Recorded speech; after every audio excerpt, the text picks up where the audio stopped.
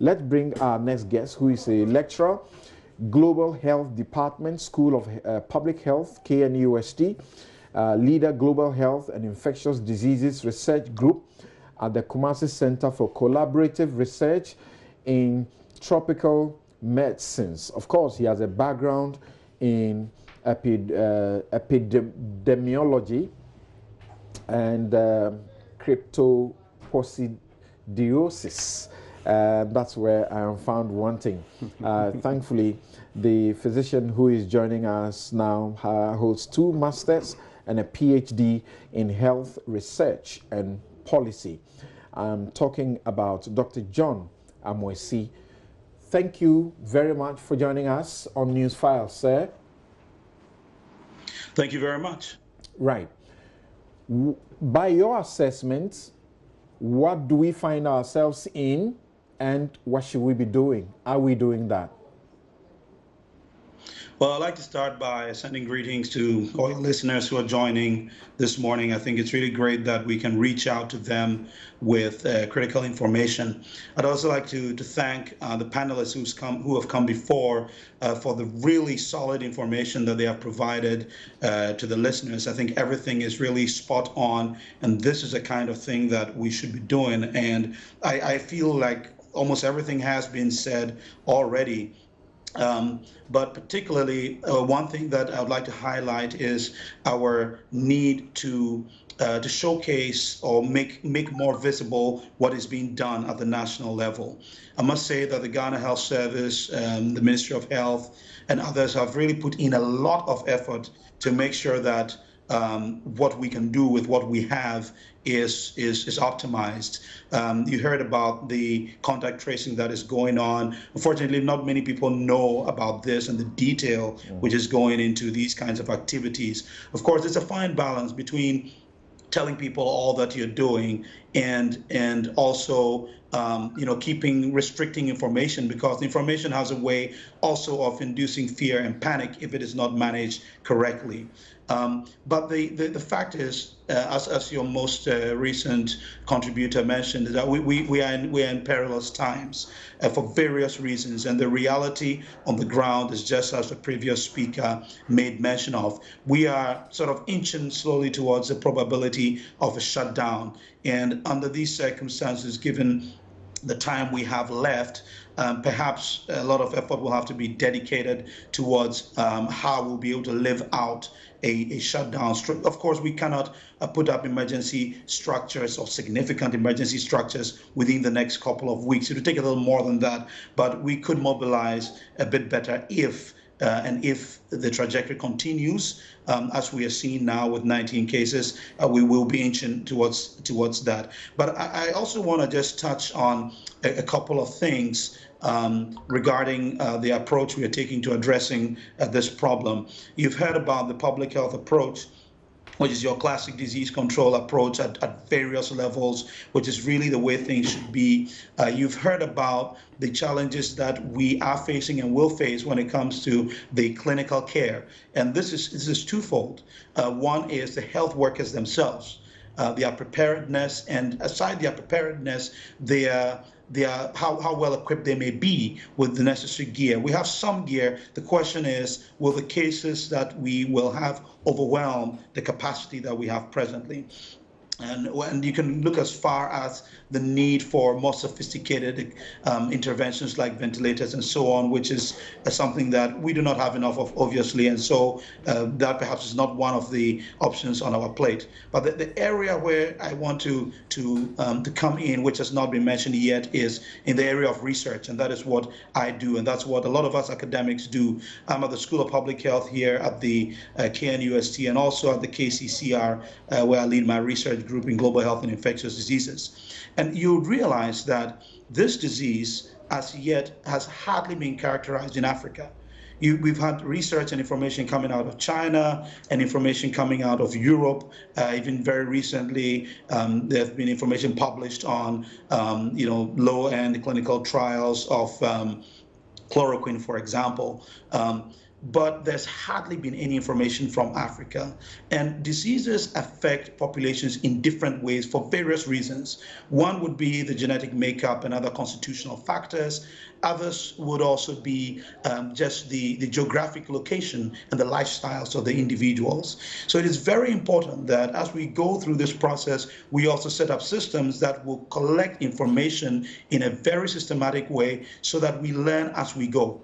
And this is the role that we are happy to play as researchers. And I'm very happy to say that the Ghana Health Service has already been very, very collaborative, as some of us have started trying to put up structures and systems in place to be able to start doing research so that the research feeds into the decisions that are taken so that we can take decisions that really are peculiar to where we find ourselves. Already we know from Italy that this disease is affecting males twice as more than females, or shall I say is killing males twice as much as females in all age groups. Now, this information was not available from China, but we're seeing it from Italy. What new information will come out of Africa? If we do not set up the structures to conduct the research as we move along, we will miss this, and we'll also miss our chance to perhaps put in measures that are peculiar to our situation to address this current crisis. So, yes, we have heard, for example, Boris Johnson say that we could be out of this in 12 months by way of getting solution. But he says that depends on the collective efforts. How soon do you think, from what you have seen so far, that a solution could emerge? I'll say that as a researcher, we always say that you can only be certain about how uncertain you are.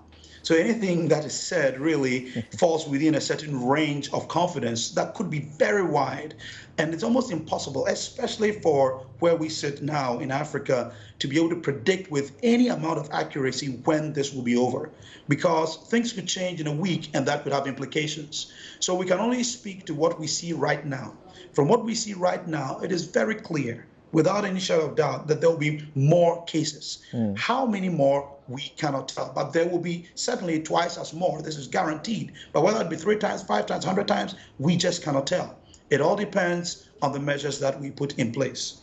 Now, getting out of it beyond just the biomedical aspect of it or the virus not affecting so many people is the socioeconomic consequences. And that is something else that we will need to pay attention to. Stimulus packages and other things. Well, that's not specifically my area, but just coming out of it is a whole process. And the country or the world getting back on its feet will certainly take more than 12 months. But as for the disease itself and its transmission, we cannot tell at this stage when it will go away. We've been talking about epidemic curves and all this kind of thing. The truth is the curves act differently in different locations. So the fact that it happened in China, spent about 2 months at the top and started going down, doesn't mean it's going to be the same. Already we can see the number of deaths in Italy has surpassed that of China, even though they have a much lower population. So the curve is acting very differently in Italy. How is that curve going to act in our part of the world? It could be steeper, it could be flatter, we don't know. So what we can do is what we know, which is measures we put in place to prevent transmission. Do you share the view that our health system is set to be overwhelmed? What I'll say is our health system has the potential to be overwhelmed. It will be overwhelmed when the number of cases exceeds the capacity of our health system. The rate at which we are going, the number of cases will increase. Right now, as we speak, there are enough beds in various facilities all over the country to take care of cases. But when the cases go beyond a certain point, this will not be possible. We already saw this in China, in Italy, and other parts of the world. The good thing is China was able to put up a 1,000-bed hospital in barely a week. Right. All right. Italy has people in the corridors, has people in the reception areas. All right. So I will not say for sure we are guaranteed to have a health system that will be overwhelmed. If you look at the direction in which we are going, there is huge potential for that. But no one with certainty can say that this will happen because we do not know. It doesn't mean we should be complacent, right? But we have the potential. And once you have the potential, you put the measures in place to ensure that you don't get there. Italy has been criticized for perhaps taking things for granted at the start and that America appears to be falling in the same danger. Do you think that is where we are going? I wouldn't say that we have taken things for granted. At the high level, you can see the effort that is being put into sensitizing people, putting structures in place. But the question is, to what degree is this filtering down? We're having this discussion right now on a prime radio station, Joy, which goes nationwide, even goes outside the country. The question is, what percentage of our populace is able to tap into the rich information that is being provided right now? Majority of our people engage better in the local dialect, in the different local dialects. Who are the people who are speaking right now in these local dialects, pushing this information across? I liked what one of your panelists said regarding the practicality of self-isolation and quarantine in our part of the world. Certainly there's a way we could be able to do it, but who is going to communicate these to the people down there? So I would say that we need to engage with our socio-anthropologists, social scientists, our behavior change and communication experts, and there are many of these kinds of people in academia here at KNUST and in universities all over the country to begin to, as quickly as possible, design the messages in the local language, design messages that will come across in our transport system, right, so that the information can really filter down. But we're doing everything right so far to the best of our ability, okay, but to what degree is it filtering down? This is the worry. Doc, what will be your final word to everybody to practically take control of their lives and also the lives of relatives and friends to avoid, COVID-19? Well, what I'll say is that this disease is not a joke. And as one of your panelists said, it's not cholera, it's not Ebola, and it's not SARS. At least it's not SARS-1. This is actually a type of SARS, but it's SARS-2. And it's one that spreads so fast. And we need to take responsibility as individuals. There's so much that the government can do. There's so much high-level measures that can be put in place. But there is also a role for individuals to play. I received a call from a friend who said he had an uncle who had returned from Germany just on Tuesday. This uncle is coughing and sneezing, and this uncle is all over the place. This uncle is educated but will not stay at home. I said, look, call your uncle, tell him to stay at home. And if uncle doesn't want to stay at home, I'll give you some numbers to call so they can haul him in, because it's wrong. And until we begin to be responsible as individuals to recognize that we have a role to play, things will get difficult. So what I'll say is that we're happy about whatever is going on at the national level. We'll encourage and stand behind our health workers and all those putting things in place. We will criticize them and encourage them to do more, but there's much more that every single Ghanaian has to do to stay safe and also to call out those who are doing things that will make all of us or put all of us in danger. Thank you very much, Dr. John Amuasi, for your time and for assisting our global audience to appreciate what this is and to speak also to authority and leaders to take the necessary steps. Thank you very much indeed. And if I come back to the studio, I really want us to take a quick break, and then when we return, we can now have all of you, wherever you are listening, to join us by phone call.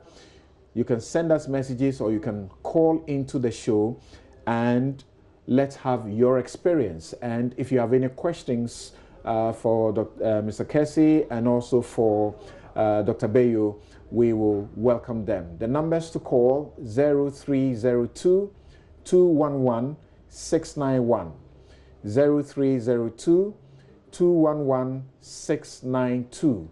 So it's 0302 211 691 or 0302 211 692. You can call us right after this break. We'll take your questions directly and then we'll deal with the other matters that we have at hand.